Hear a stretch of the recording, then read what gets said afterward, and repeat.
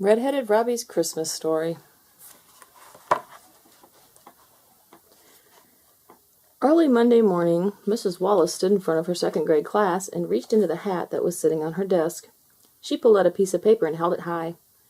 She said, "In my hand is the name of a lucky second-grader. This child will get to make up a Christmas story and tell it to the Christmas assembly this Friday."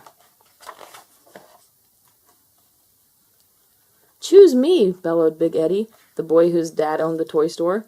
"Choose me," commented Cool Katie, the coolest girl in class. "Choose me," mumbled Munching Max, the skinny kid who was always eating.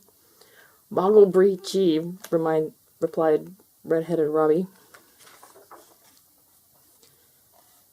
Mrs. Wallace frowned. Robbie could feel his face turning red, and he dropped his head to his desk. He had done it again. Robbie meant to say, "Don't choose me," but instead, "Boggle breechy" came out. Redheaded Robbie spoke perfectly fine when talking to his parents or his friends, but whenever Robbie felt nervous or excited or upset, the first words that jumped from his lips usually made no sense. Robbie's garbled words were funny, but his classmates never laughed. They liked Robbie. He shared his lunch treats. He didn't hog the swing. In fact, when Robbie misspoke, the kids usually covered up for him. Big Eddie said, "Redheaded Robbie didn't mean that, Mrs. Wallace. He's just nervous." Mrs. Wallace read from the slip of paper. "The winner is Robbie." "Oh, no," said Big Eddie. "It can't be so," said Cool Katie. "Bad show," said Munching Max. "Purper fro," said Redheaded Robbie. That night, Robbie felt sick to his stomach. How could he make up a story and tell it to the Christmas assembly without saying something silly? Robbie wrote a tale about a snowflake that landed on a fruitcake and thought it was a raisin. The story was lame, and Robbie knew it. The next day after school, Robbie visited Big Eddie at his father's toy store. Robbie found him spinning around in his father's desk chair. "How's the story going, Redheaded Robbie?" "I need help," said Robbie. Eddie said, "Make up a story about a boy who gets so many presents it takes him 2 days to open them all." And Robbie said, "But Christmas isn't just about getting presents. It's a time to give gifts to people who have less than us." Eddie stopped spinning in the chair. "I never thought about Christmas that way," he said. "Sorry I didn't help with your story." The next day after school, Robbie visited Cool Katie at her house. He found her at her desk talking on the phone. "How's the story going, Redheaded Robbie?" "I need help," said Robbie. Katie said, "Make up a story about a cool girl who throws a cool Christmas party." And Robbie said, "But Christmas isn't a time for being cool. It's a time for being nice to someone new, maybe someone who's shy." Katie put down the phone. "I never thought about Christmas that way. Sorry I didn't help." The next day after school, Robbie visited Munching Max. He found Max in his bedroom staring at a box of broken candy canes. "How's the story going, Redheaded Robbie?" "I need help," said Robbie. Max said, "Make up a story about a kid who's mad at his little sister for breaking his candy canes. He hides her Christmas presents as paybacks." Robbie said, "But Christmas isn't a time for paybacks. It's a time to forgive." Max put down the broken candy canes. "I never thought about Christmas that way. Sorry I didn't help." The next morning, the students and parents gathered in the auditorium for the Christmas assembly.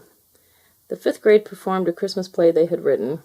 Only a few times did their wings fall off their heads. A 4th grader played a Christmas song he had composed on the guitar. Only a few times did he drop his guitar. A 3rd grader danced a Christmas dance she had choreographed. Only a few times did she tumble to the floor.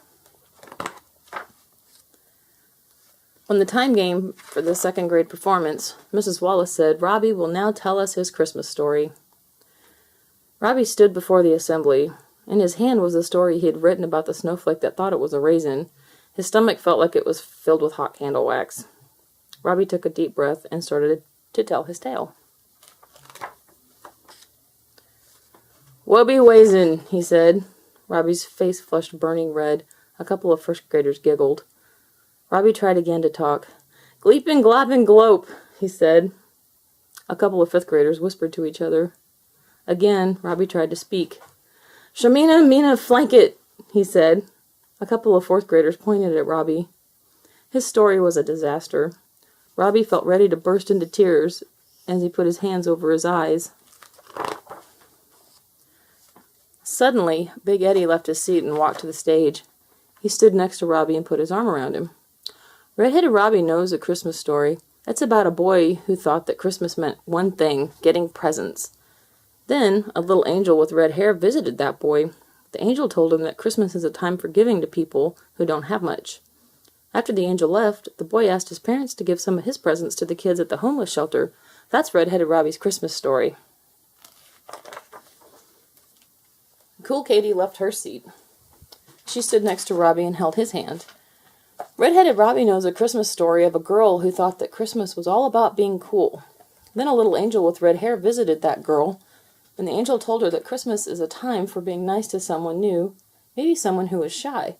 After the angel left, that girl visited a shy girl and played with her. That's Redheaded Robbie's Christmas story. Munching Max got up from his seat. He stood next to Robbie and slid a bag of peanuts into Robbie's pocket. Redheaded Robbie knows a Christmas story. It's about a kid who wanted to hide his little sister's Christmas presents as paybacks for breaking his candy canes. Then a little angel with red hair visited the kid. The angel told him that Christmas is a time to forgive, not to pay back. After the angel left, that kid forgave his little sister and took her sledding. That's Redheaded Robbie's Christmas story.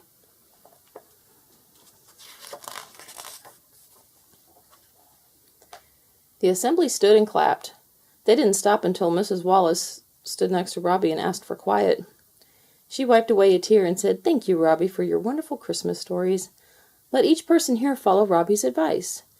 Give before you take, show kindness to someone new, and forgive a person who has hurt you." Mrs. Wallace looked at Robbie. "Did I forget anything?"